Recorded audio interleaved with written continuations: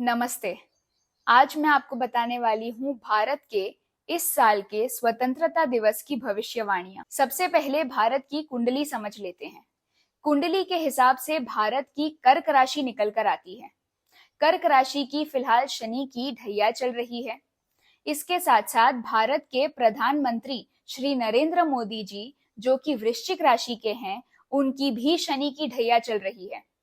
फिलहाल भारत की चंद्रमा की महादशा चल रही है और शनि की प्रत्यंतर दशा चल रही है। न्यूमरोलॉजी के हिसाब से साल 2024 शनिदेव का है और अगर हिंदू पंचांग की बात की जाए तो विक्रम संवत 2081 के मंत्री भी शनिदेव हैं।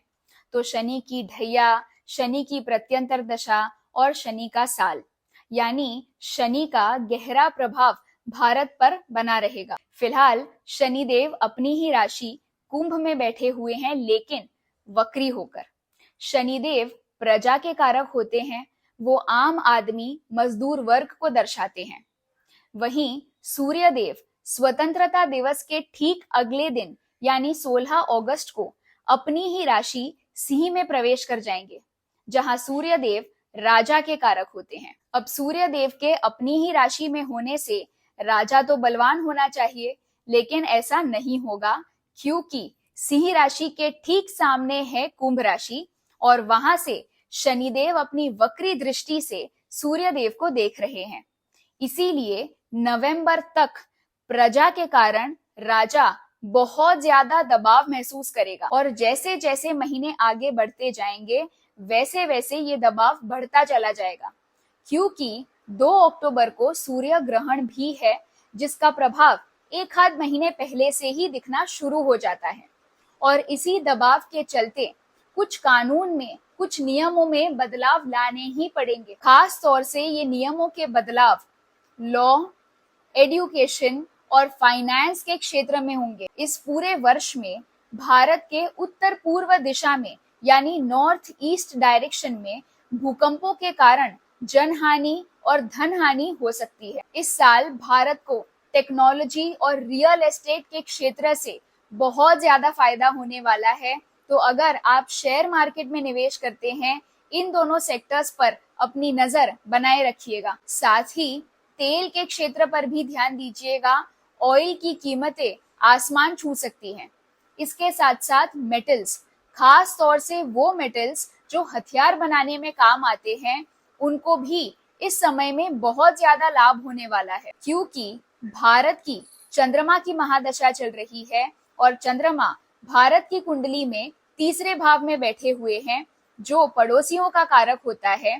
तो भारत के संबंध पड़ोसी देशों के साथ ज्यादा ठीक नहीं रहने वाले हैं। इस साल कश्मीर का मुद्दा फिर से आग पकड़ेगा, जिसके चलते भारत और पाकिस्तान के बीच तनाव बढ़ सकता है। पाकिस्तान भारत पर जल तत्व के जरिए अटैक करने की कोशिश कर सकता है, और वो भी हमारे ही भारत देश में बसे हुए कुछ देशद्रोहियों की सहायता से, जिसमें ऑपोजिशन पार्टी प्रजा को बहलाकर उन्हें भड़काने की कोशिश कर रही है, जिसके चलते वो हमारे प्रधानमंत्री पर दबाव बना सके। इस साल ऑपोजिशन पार्टी में बैठी हुई किसी महिला का स्कैम या फ्रॉड सामने आ सकता है। फिलहाल हमारे देश के प्रधानमंत्री सभी को शांत और कमजोर दिखाई दे रहे हैं, लेकिन ऐसा नहीं है। मैं आपको गारंटी के साथ कह सकती हूँ कि कुछ तगड़ी प्लानिंग चल रही है, जो हम सभी को दिसंबर से देखने को मिलेगी, जब इस प्लान को एग्जीक्यूट किया जाएगा। इस पूरे साल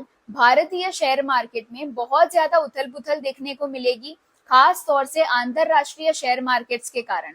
लेकिन ज्यादातर लोगों को भारतीय शेयर मार्केट में निवेश करने से मुनाफा ही होने वाला है। जैसे अभी 19 अगस्त से लेकर 23 अगस्त के बीच, उसके बाद चंद्र ग्रहण जो सितंबर में होने वाला है तब, और अक्टूबर में सूर्य ग्रहण होने वाला है, उसके आसपास शेयर मार्केट में ध्यान से निवेश करिएगा। इस साल मीडिया और कॉस्मेटिक्स के क्षेत्र में भी अच्छा खासा लाभ दिखाई दे रहा है। इस साल भारत बहुत मेहनत करेगा, बहुत रिसर्च करेगा अन्य ग्रहों पर जीवन ढूंढने की, और उसे सफलता भी मिलेगी। इसके साथ साथ एलियंस के साथ कनेक्शन बनाने की भी कोशिशें सफल होंगी। इस साल मोटापे की और डायबिटीज की समस्याएं बढ़ती हुई दिखाई दे रही है। और सबसे महत्वपूर्ण बात, बच्चों पर ध्यान देने की जरूरत होगी, बच्चों की सेहत पर ध्यान देने की जरूरत होगी। और बच्चे बहुत जल्दी गलत संगत में पड़ेंगे, जिसके चलते वो गलत रास्ते पर चलने लगेंगे। और आजकल जो ये जेंडर आइडेंटिफिकेशन की समस्या है कि व्यक्ति को पता ही नहीं है कि वो स्त्री है या पुरुष या फिर कुछ और, ये आगे जाकर बहुत ज्यादा घातक साबित होने वाली है। इस साल स्कूल कॉलेजेस के टेक्स्ट बुक्स में भी बहुत ज्यादा बदलाव देखने को मिलेंगे।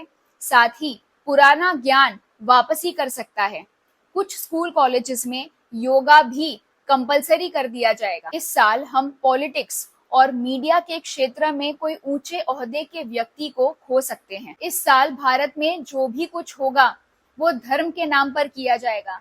धर्म के नाम पर बहुत बड़े बड़े षड्यंत्र रचे जाएंगे, बहुत बड़े बड़े खेल खेले जाएंगे। इसमें खास तौर से भारत के ईस्ट, साउथ और नॉर्थ वेस्ट डायरेक्शंस में ध्यान रखने की जरूरत होगी। भारत जो आत्मनिर्भर बनने की कोशिश कर रहा है, मार्च 2025 से इस बात की समझ आम जनता को आएगी, तब कदर होगी कि आत्मनिर्भर बनना कितना जरूरी था। इस साल भारत के नागरिक विदेश में जाकर ढेर सारा पैसा कमाने वाले हैं। तो जो लोग विदेश जाने की लंबे समय से कोशिश कर रहे हैं, उन्हें सफलता जरूर मिलेगी। तो बस यही है, इस पूरे साल धर्म की राह पर चलते हुए कर्म करते रहें, भगवान की कृपा आप पर बनी रहेगी। ये तो एक बहुत ही छोटा सा ट्रेलर था।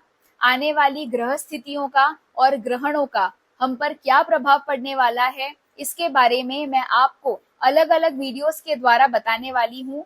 तब तक मेरे साथ जुड़े रहिए, अपना ख्याल रखिए और मुस्कुराते रहिए। वीडियो देखने के लिए बहुत बहुत धन्यवाद। भारत माता की जय।